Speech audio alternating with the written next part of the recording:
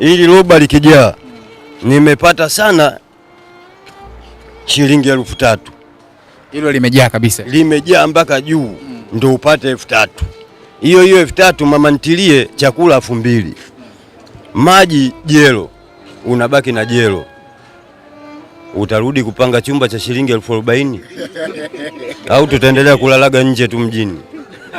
Mimi naona maisha ya kijijini tayari yamenikuta narudi. Mama Samia mimi naona arudishe huruma hata kwa wengine au apunguze tu yani ile kasi au asite. Na mtazamaji wa Maximum TV, bado tunaendelea na Homeless. Tunakuletea yale ambayo yanadili na masuala mazima ya watu ambao kidogo wapo kwenye wakati mgumu, watu ambao makazi hawana. Na hapa nipo maeneo ya Kariakoo na nahakikisha nazungumza na baadhi ya watu ambao wamelala pembezoni mwa barabara. Hapa mvua inanyesha, matukio ni mengi sana. Wengine wanasachiana hapa, wengine wana alama kabisa kutokana na situation ambazo wanazipitia kama kusachiana kama nini.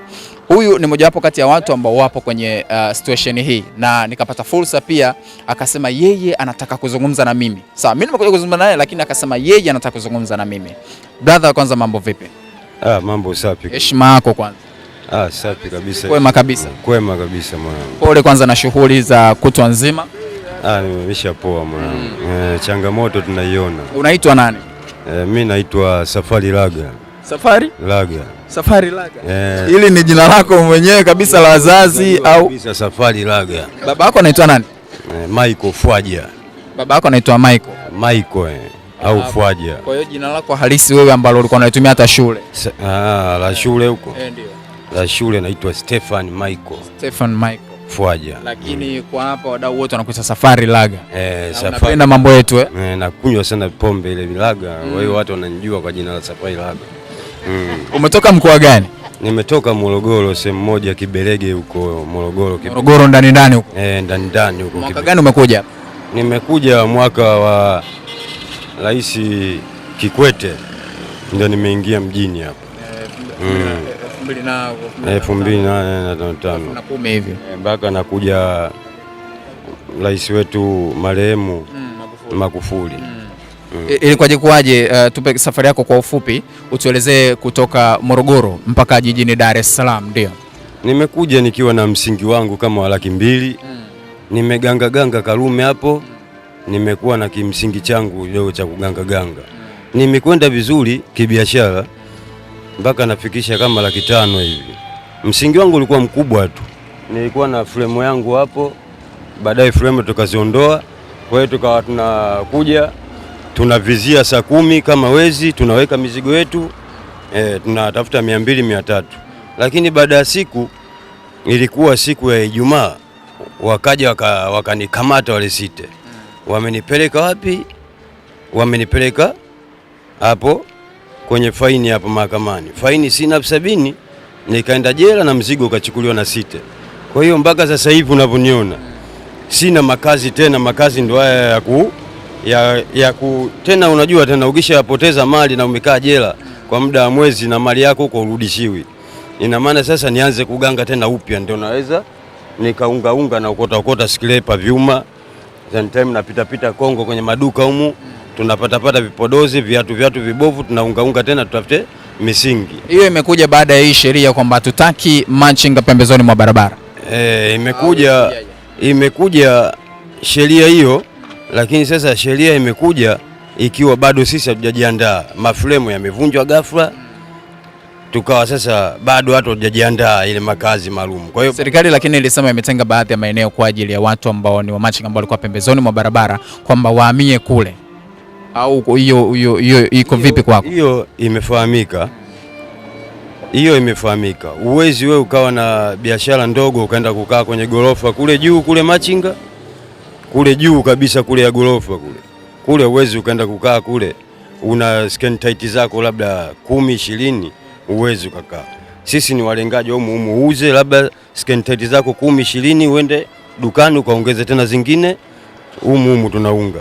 Kwa hiyo sio ni msingi wa kuweza kukaa kule. Umeona? Ndio hivyo mjini changamoto naliona. Site wapunguze kidogo unyanya nini wanaita? Unyanyapaaji kwa ajili sasa hivi wamekuwa wamezidi, unakamatwa tu na biashara popote pale. Sasa hivi wanakukamata eneo la Kariakoo ukiwa unafanya biashara. Onyo litolewa lakini kwamba bana sasa hivi hatutaki watu. Onyo imetolewa, lakini watu bado hatujajiandaa makazi yale ya kwenda kukaa kule Machinga juu, maana tumeambiwa tukakae juu kule ya gorofa, umeona. Kwa hiyo misingi yetu ilikuwa midogo ya kuweza kwenda kukaa kule juu. Ulikuwa na chumba chako umepanga tayari au ulikuwa unaishi wapi? Nilikuwa nimeshapanga chumba kila kitu. Cha shilingi ngapi? Chumba cha shilingi 40,000 kwa mwezi. Kwa mwezi. Okay. Makongo juu, lakini mpaka sasa chumba chenyewe kwa hali ya majanga yaliyotokea, kitanda nimesukuma baada ya kuona kodi na daiwa. Ndio mpaka sasa hivi nipo kwenye harakati ya kuendelea tena kujitafuta upya. Manake baba mwenye nyumba kaja ghafla kwa hasira na mimi hela sina. Ile mwezi nilokaa kule jela na kutoka tayari huku baba mwenye nyumba kaisha vinada vitu anataka vitoe nje. Kwa hiyo na mimi hela nikawa nimetoka jela sina, vimisha tolewa nje, utafanya nini kama wewe? Inabidi usukume tu hela ikae mfukoni. Nimeganga tena biashara zingine tena madukani nazungusha. Wamenikamata round about hapa juzi tu, wamenichukulia scan tight zangu tena migambo. Mimi mwenyewe nimekimbia, nimewapokonyoka, ila nguo ndio wamebahatika kuzichukua. Kwa hiyo bado nalala nje, lakini sikomi, naendelea kutafuta tena, ila sasa natafuta kwa njia tena hii ndogo ya kuunga hii nirudishe tena mradi tena kuweza kuingia madukani na kuchukua tena scan tight nianze kuzungusha, ila hatutaweza sasa kuweza kusema labda tutoke nje ya jiji tukahangaikie huko sijui Tabata, Buguruni. Sisi tumezoea Kariakoo humu, ndio kwenye wateja wetu wa biashara hizo. Sasa hivi unajishughulisha na nini?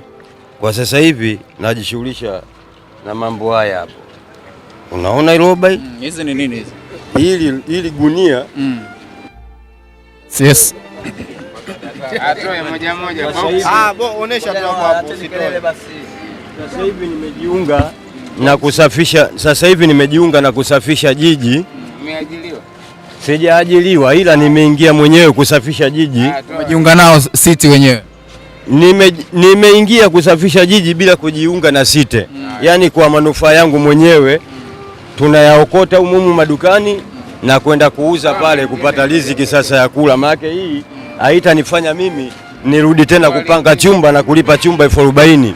Ila kicho ni sibu natafuta sasa nauli nirudi kijijini, kwa maisha ya mjini yameshanishinda. Ukisha okota makopo kama haya kwa siku kuanzia asubuhi mpaka jioni, una uwezo wa kupata kama shilingi ngapi? Navyoweza kuokota kila tilipu naienda, nikisha nenda kuuza. Ili roba likijaa nimepata sana shilingi 3,000. Hilo limejaa kabisa. Limejaa mpaka juu. Ndio upate 3,000. Hiyo 3,000 mama ntilie chakula 2,000. Maji jelo. Unabaki na jelo. Utarudi kupanga chumba cha shilingi 40,000 au tutaendelea kulalaga nje tu mjini? Mimi naona maisha ya kijijini tayari yamenikuta narudi. Mama Samia mimi naona arudishe huruma hata kwa wengine, au apunguze tu yani ile kasi au asite. Aachie kidogo watu tupate hata ajira ile ya kujizungusha. Mbona Magufuli aliweza kutuacha humu tukihangaika? Kwa nini sasa hivi kaisha safisha mapleti hamna humu? Basi tuache sisi tumeshika nguo zetu tukizunguka humu kuuza. Hata hivyo inavyo bado umeshika nguo zako na gunia, unakimbizwa na kukamatwa na mgambo, unarushwa gunia. Yaani ukipokonyoka ndio bahati yako, lakini nguo zinaenda. Kila siku utakuwa unatafuta msingi wewe kuuza maloba ya makopo, unajitahidi kuzunguka kupata, afu baadaye hela yenyewe unapata, unajinyima siku 3-4 unapata msingi wako labda shilingi 30,000, unaingia dukani kuchukua visikentaiti kadhaa labda 10, kukaa lodi unakuta tena umebambwa. Maki wananyemelea, wapo wengi sasa hivi wanakuja na ndinga zao na zipaki, wapo wengi wanakunyemelea. Akikukosa wewe mzigo faini 70,000. Ukipokonyoka mzigo uweze kukimbia nao wanauchukua.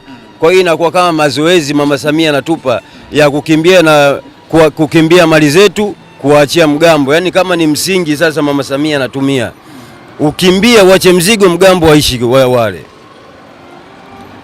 Kwa hilo rais wetu naona atuonee huruma kwanza, kwa hilo alijadili hilo hapo, swala linatuumiza sasa mjini. Kwa hiyo kupelekea mpaka kulala kando kando ya barabara moja kati ya sababu ni kuondolewa kwa machinga kwa hapa mjini.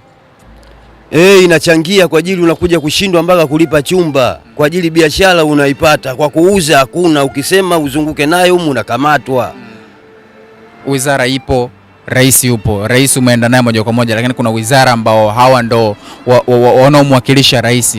Ombi lako kwa uchache tu, kwa ufupi, kwamba ungeomba kitu gani kwa serikali, kwa sababu kama ulivyoelezea kwamba kwa kule juu hawaruhusu, kwa nyinyi ambao kidogo mna mtaji mdogo hawaruhusu muende. Na je, ni kweli ulienda kuomba kule kwamba mimi nataka kuweka biashara zangu hapa, wakakukatalia au iko vipi, kabla hatujaenda kwenye ushauri?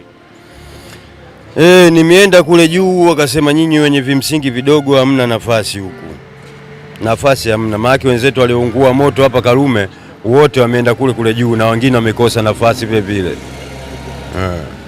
Na nafasi nyingi kule zimeshikwa na viwete, kwa ajili wao vile vile wamevunjiwa makazi yao, wale wamerudi kule kwenye lile jengo. Kwa hiyo nafasi imekuwa kule hamna kwa sisi wa kushika wenye vimsingi wa kuzunguka 40,000-30 ya kupata hela ya kukizi na kula wewe na kuweza kulipata kodi ya kukaa uswahilini. Ombi lako kwa serikali kwa uchache? Serikali, mimi ombi langu watusaidie sisi ambayo wenye hali ya chini, yani Mama Samia Suluhu atusaidie sisi kwenye hali ya chini, apunguze gasi ya mgambo. Kakuwa kaisha fanya zoezi la kusema street iwe wazi, sisi atuache tu tunapoingia madukani kununua bidhaa, ili tuweze tuzunguke kwa amani na uhuru kama nchi yetu hii. Sasa tumekuwa si wananchi wa nchi hii, tunakimbizwa na mgambo, kisa umeshika nguo, viatu, unapigwa mateke, unaingizwa kwenye kalandinga. Yani ni yale maisha yanarudi ya ukimbizi. Zamani wazee wa zamani walikuwa wanavaa suruali 5, mashati 6, mtu anakuonesha kisilisili. Unaona shati hili bei gani? Hujalipenda na vua tena shati lingine kwa ndani. Vipi? Sasa yale maisha ya kimkoloni saizi uwazi. Sasa hivi teknolojia ya uwazi, biashara ulia. Atuache tununue vitu madukani, tuzunguke bila kukamatwa.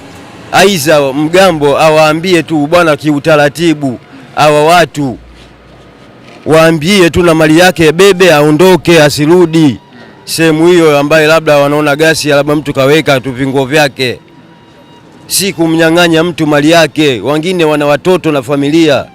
Mjini unakodi chumba, unalala kwenye nyumba ya watu.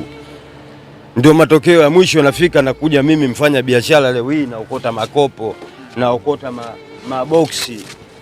Si lengo langu mpaka kulala nje. Mama Samia na jeshi lake la migambo hatuna la mjini, ndio amesema kasi mpya, sijui turudi vijijini kwa kasi mpya. Mimi lengo langu kifupi ni hilo tu, atuonee huruma watu hali ya chini, apunguze jeshi lake kutukamata na mali zetu. Unapomkamata mtu na mali yake, jifikirie kesho ataishi vipi. Na mjini kunya hela, kutembea hela, kupanda gari hela, na kule na kulala unatoa hela. Kila kitu hapa mjini anajua hela. Sasa unaponyang'anywa mali yako wewe unaishi vipi? Kwa hiyo sisi tunaishi saizi hapa, yani hewala kufa, tumeshajitolea mwanga, unakufa tu. Maana sasa msingi una chumba kimefungiwa na babu mwenye nyumba kwa ajili pesa umlipi, na wewe ukiangalia huku mradi ambao ulikuwa nao sita ameshauchukua. Kwa hiyo tuko watu wengi hapa, tumelala kutoka mwanzo hapa mpaka mwisho wa pembe za barabara. Humu kulikuwa na mapleti yetu, ndio humu tumelala.